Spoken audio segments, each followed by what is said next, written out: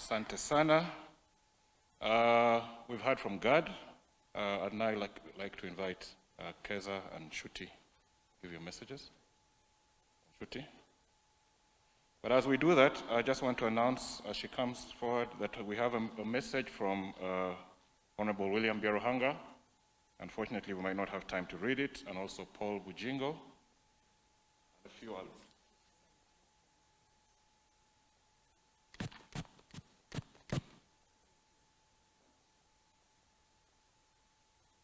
Hello, everybody. My name is Nshuti, and I'm Ezra's baby. I would like to start by thanking you, my family, Keza, Gad, Chebet, Mommy. These past 7 weeks have been the hardest 7 weeks of my life, and I would never be able to stand here today and have the strength if it weren't for the strength and support that we share with one another. He is so, so proud of us. Gad, Keza, Chebet, and especially you, Mommy, for loving him so fiercely and for standing steadfast by the vows you said before God. Thank you. You are my ultimate dream team. The rest of you who loved Ezra so much, I want you to be at peace. On the morning of the 18th, we gathered with the medical team at the Aga Khan Hospital in Nairobi, and they told us that Papa did not have much time, and that the time had come for all his loved ones to say goodbye. Mommy asked to speak to Gad, Chebet, Keza, and I, and explained to us that Papa has fought, and that he continues to fight for us. She asked us to find peace and release Papa so that he can rest. We said a prayer, assured Mommy that we are at peace, and later that evening, just before 4:15, Papa took his last breath. I can't describe how poetic it was. The sun was setting and his room had turned to gold. It was as though the clouds had moved out of the sun's way and Papa's soul lifted into the light.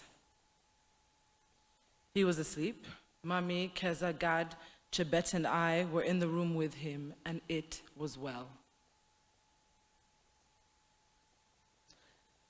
Just to say some words that I keep hearing over and over to describe my father, he was generous. Papa never gave with expectation. He was practical. I think Uncle Mama said that, and he would have loved to hear that one. He was a man ahead of his time, kind. I found the proverb on the front of your programs before Papa had passed away, and when I read it, it immediately made me think of him. Whoever pursues righteousness, kindness will find life, righteousness, and honor. He was funny. We will miss all his stories, hearing his laugh echoing down the lobbies of hotels around the world. From his golf jokes to some of those risque ones that Mommy and the clergy probably don't want us to repeat. He was wise, a true Pan-African. Papa knew his history and dedicated his entrepreneurial life to the betterment of Africa. I never thought I'd miss how he'd run down the stairs crack of dawn and knock so loudly at my door. Nshuti! In other words, get up and make something of your day. Papa was humble.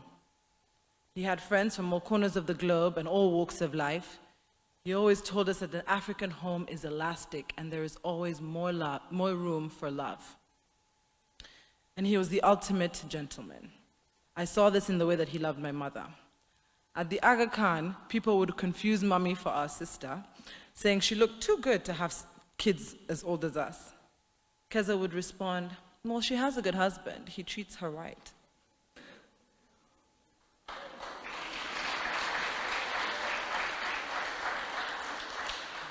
Papa would sit in his bay window of his bedroom every morning drinking tea and talking to Mommy about his ideas and the goals that he had set for the day. She was his best friend, his confidant, his consigliere. Then he'd switch on some music, do a little dance for her, and tackle the day. I am so, so blessed to have grown up in a good home with great examples as parents.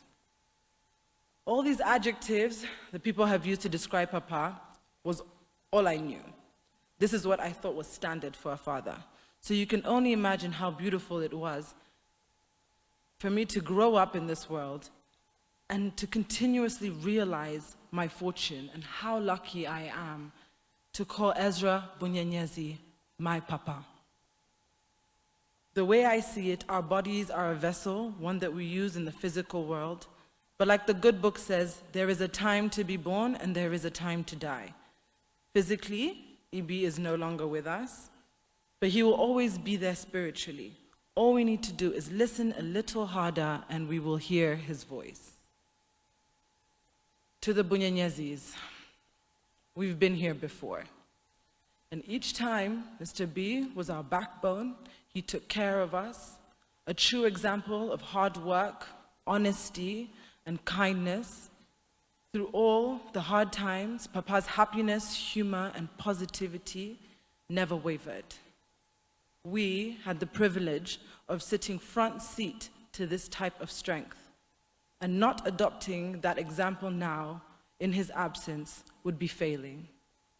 During the memorial in Nairobi, my auntie Solange Katarebe, mommy's sister, spoke of Papa's distinction, his qualities, and how little bits of the legend live within my siblings and I.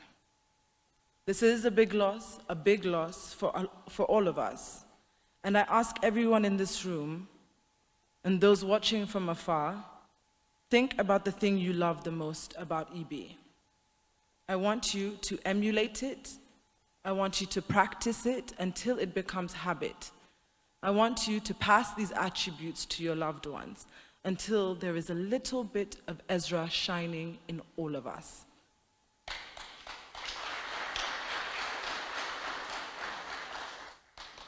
To the timeless, legendary Ezra Bunyenyezi, thank you.